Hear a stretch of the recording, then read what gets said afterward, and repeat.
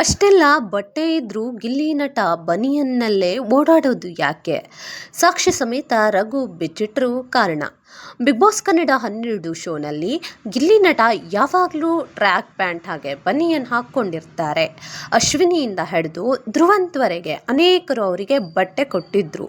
2 ವಾರಗಳಿಂದ ಅವರಿಗೆ ಬಕೆಟ್ ಗಟ್ಟಲೆ ಬಟ್ಟೆ ಬರ್ತಿದೆ. ಆದರೆ ಅವರು ಅದನ್ನು ಹಾಕಿಕೊಳ್ತಿಲ್ಲ. ಮ್ಯಾಕ್ಸ್ ಮಂಜು ಅವರು ಗಿಲ್ಲಿ ನಟನ ಬಟ್ಟೆಗಳನ್ನ ನೋಡಿದ್ದಾರೆ.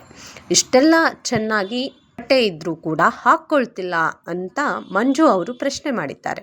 ಗಿಲ್ಲಿ ಮಂಜು ಅವರ ಬಾಸ್ಕೆಟ್ನಲ್ಲಿರುವ ಬಟ್ಟೆ, ಶೂಗಳನ್ನು ಹೊರಗಡೆ ತೆಗೆದು ತೋರಿಸಿದ್ದಾರೆ.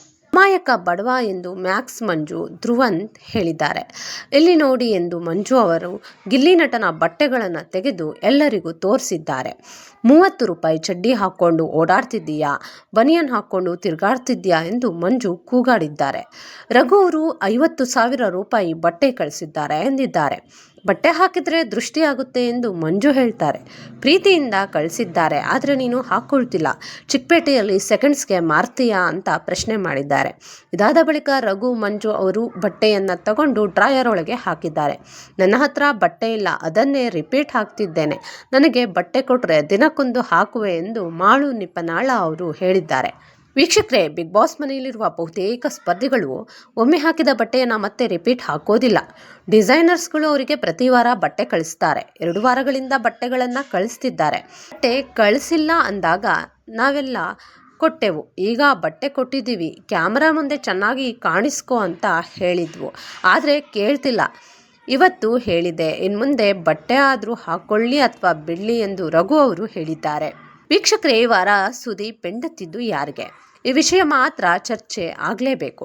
ಬಿಗ್ ಬಾಸ್ ಕನ್ನಡ ಸೀಸನ್ 12 ಶೋಗೆ ಸೀಸನ್ 11ರ ಸ್ಪರ್ಧಿಗಳು ಆಗಮಿಸಿದ್ರು. ಬಿಗ್ ಬಾಸ್ ಮನೆ ರೆಸಾರ್ಟ್ ಆಗಿದ್ದು ಬಂದ ಅತಿಥಿಗಳನ್ನು ಮನೆಯವರು ನೋಡ್ಕೊಳ್ಬೇಕಿತ್ತು. ಆದರೆ ಇಲ್ಲಿ ಆಗಿದ್ದೇ ಬೇರೆ. ಈ ವಾರದ ಕಿಚ್ಚನ ಪಂಚಾಯಿತಿಯಲ್ಲಿ ಕಿಚ್ಚ ಸುದೀಪ್ ಏನು ಹೇಳ್ತಾರೆ?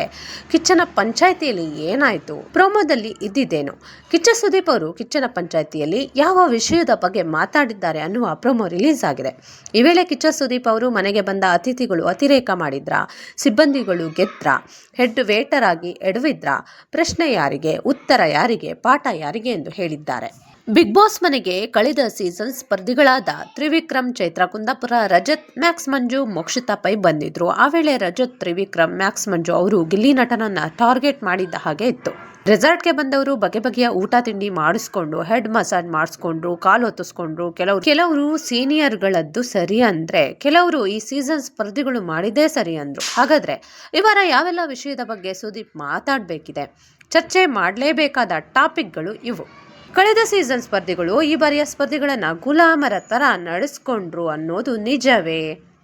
ಕೆಲಸ ಮಾಡೋಕೆ ಮೈಗಳ್ಳ ಅನ್ನೋ ಪಟ್ಟ ಪಡ್ಕೊಂಡಿರುವ ಗಿಲ್ಲಿ ನಟ ಇನ್ನು ಬುದ್ಧಿ ಕಲ್ತಿಲ್ವಾ? ರಾಶಿಕಾ ಸುತ್ತುತ್ತಾ ಮನೆಯಲ್ಲಿ ಕಾಣಿಸಿಕೊಳ್ಳದ ಸೂರಜ್ ಹೀಗೆ ಆಡಿದ್ರೆ ಹೊರಗಡೆ ಬರುವುದು ಪಕ್ಕ. ಅಶ್ವಿನಿ ಗೌಡ ಮಾತನಾಡಿಲ್ಲ ಅಂದ್ರೆ ಗಿಲ್ಲಿ ನಟನಿಗೆ ಕಂಟೆಂಟ್ ಇಲ್ಲ. ಗಿಲ್ಲಿಯಿಂದ ರಘು ಕಾಣಿಸ್ಕೊಳ್ತಿದ್ದಾರಾ ಎಂದು ಕಿಚ್ಚ ಸುದೀಪ್ ಪ್ರಶ್ನೆ ಮಾಡಿದ್ರು. ಅವರ ಪ್ರಶ್ನೆಯೇ ತಪ್ಪು. ಅಶ್ವಿನಿಯಿಂದ ಗಿಲ್ಲಿ ಕಾಣಿಸ್ಕೊಳ್ತಿದ್ದಾರೆ ಎಂದು ಹೇಳಿದ್ರು.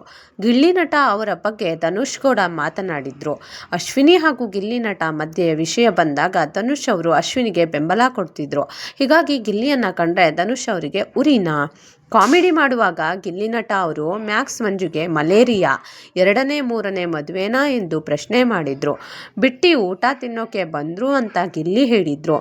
ಪ್ರತಿ ಶೋನಲ್ಲಿ ಗಿಲ್ಲಿ ನಟ ಅವರು ಒಂದೊಂದು ಹುಡುಗಿಯರನ್ನ ಬಳಸಿಕೊಂಡು ಮಾತಾಡ್ತಾರೆ. ಈ ಬಾರಿ ಕಾವ್ಯ ಇದ್ದಾರೆ ಎಂದು ವೀಕ್ಷಕರು ಹೇಳ್ತಿದ್ದಾರೆ. ಬಿಗ್ ಬಾಸ್ ಮನೆಗೆ ಸೀನಿಯರ್ಸ್ ಬಂದಾಗ ಅಶ್ವಿನಿ ಗೌಡ ಹಾಗೆ ಗಿಲ್ಲಿ ಒಂದಾದ್ರು. ನನಗೆ ಬುದ್ಧಿ ಇಲ್ಲ ಎಂದು ಸೀನಿಯರ್ಸ್ ಹೇಳಬೇಕು ಎಂದಾಗ ಅಶ್ವಿನಿ ಗೌಡ ಅವರು ಆಗೋದಿಲ್ಲ ಎಂದರು. ಈ ಬಾರಿ ಅವರು ಅಹಂ ಬಿಟ್ಟಿಲ್ಲ. ಕಲರ್ಸ್ ಕನ್ನಡದ ಸವಿರುಚಿ ಕಾರ್ಯಕ್ರಮದ ಬಗ್ಗೆ ಗಿಲ್ಲಿ ನಟ ಕಾವ್ಯ ಶೈವ ಮಾತನಾಡಿದ್ದು ಸರಿನಾ?